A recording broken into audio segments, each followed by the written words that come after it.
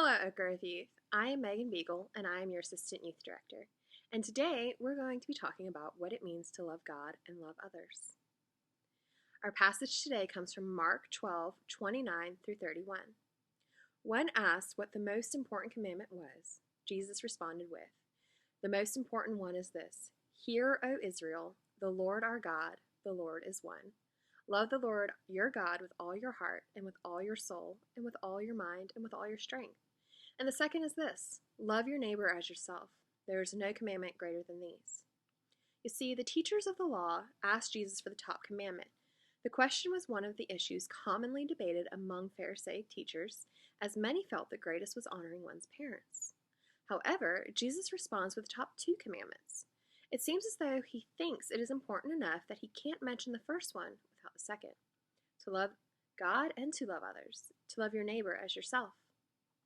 You see, human nature tends to make us self-centered as well as self-serving, and Jesus knew this.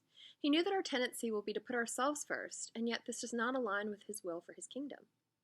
By seeing others as different than ourselves, we then treat others differently than ourselves.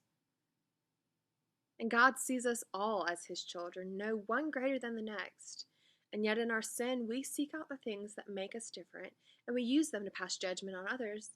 And by doing this, we exalt ourselves in order to feel superior. For us to go against our human nature of being self-gratifying, we must love our neighbor as ourselves. We must show compassion where there is hurt, show support where there is weakness and oppression, and we must show love where there is hate.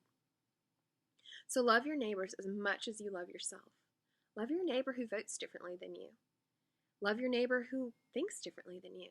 Love your neighbor who acts differently than you. Love your neighbor who spends their money differently than you, who looks different than you, and who loves different than you. To love them just as much as you love yourself and those who are like you. So love God, yes. But if you love God and not your neighbor, you're abandoning the top commandment. Love God, love others. There was no period, no comma, no pause. Jesus said this all in one breath because they go hand in hand. So go and love God and love others.